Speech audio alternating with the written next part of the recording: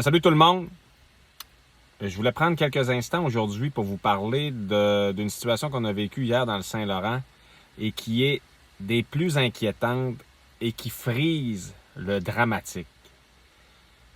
Hier, ceux qui me suivent sur les réseaux sociaux savent que je donne régulièrement des nouvelles, surtout sur Facebook, que je donne régulièrement des nouvelles sur l'état du Saint-Laurent, les poissons que je vois, ceux que je vois pas. Puis depuis le début de l'année, je parle quand même régulièrement de la température de l'eau qui est assez chaude. Hein? J'ai régulièrement eu du 10, 11, 12 degrés. Mais les derniers temps, ça avait l'air de vouloir se rétablir là, en profondeur. On avait du 3-4 degrés, ce qui est normal pour les eaux de Baie-Comeau, pour l'estuaire du Saint-Laurent. Hein? Moi, les sites que j'explore dans l'estuaire, mon port d'attache, c'est Baie-Comeau. Et la température normale, c'est 0, -1 à 4 degrés Celsius. Alors, c'est sûr que quand on frappe du 8, 9, 10, on est déjà bien loin des températures normales.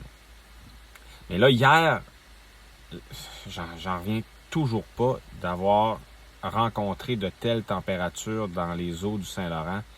Hier, de la surface jusque dans les eaux profondes, c'est-à-dire jusqu'à environ 30 mètres, la température de l'eau était de 16-17 degrés Celsius. Juste pour vous donner un ordre d'idée, là, moi je plongeais en Méditerranée, là, aux îles Médèse, puis la température de l'eau était à 12.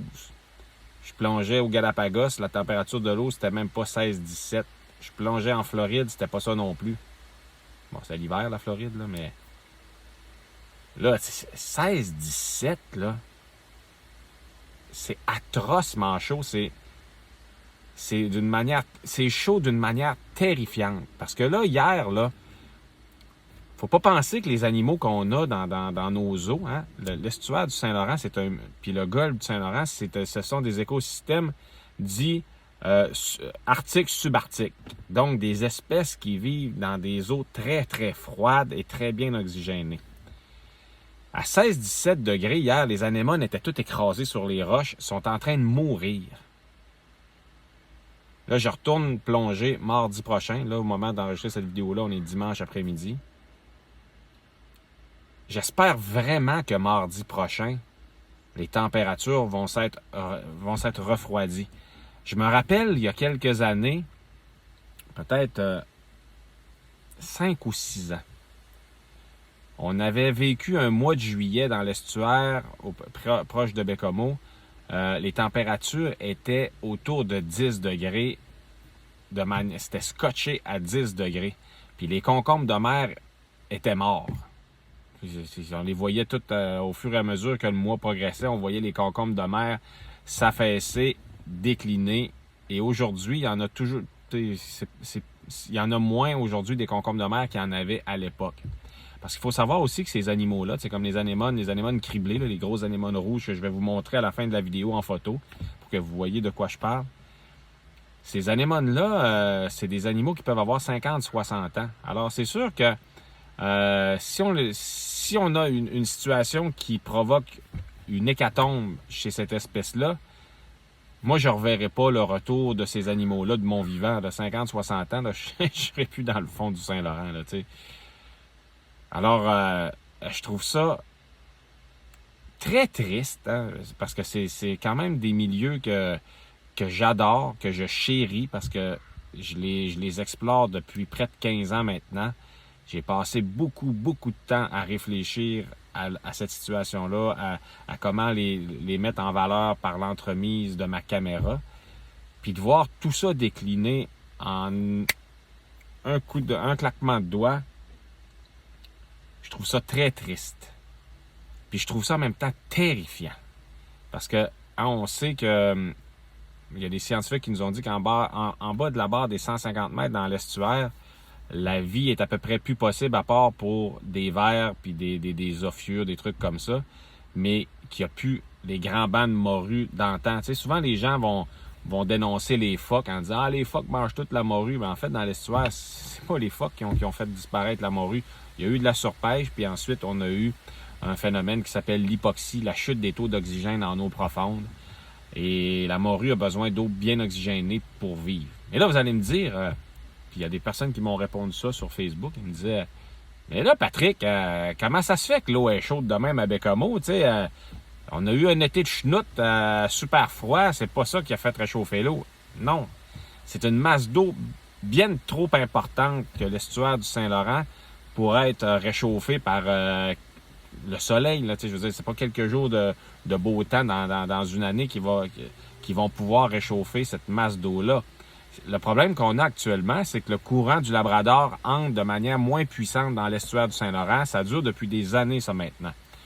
Le premier phénomène que ça provoque, c'est que le courant du Labrador, c'est des eaux qui sont très froides et très bien oxygénées.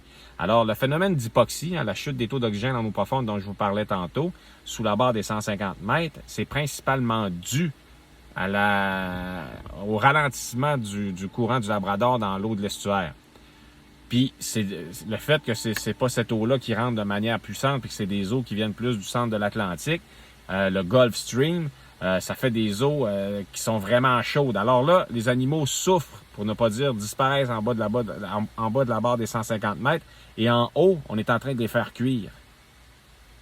Puis tout ça, c'est lié au bouleversement climatique. Tu sais, les bouleversements climatiques perturbent les courants océaniques.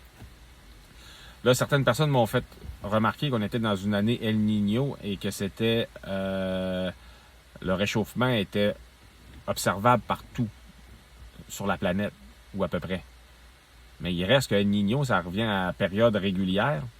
Et puis, l'estuaire du Saint-Laurent a jamais planté comme ça à cause d'un phénomène El Niño. T'sais. Il se maintenait. Mais là, on accumule des phénomènes naturels. El Niño, c'est naturel. Puis là, plus les bouleversements climatiques, plus.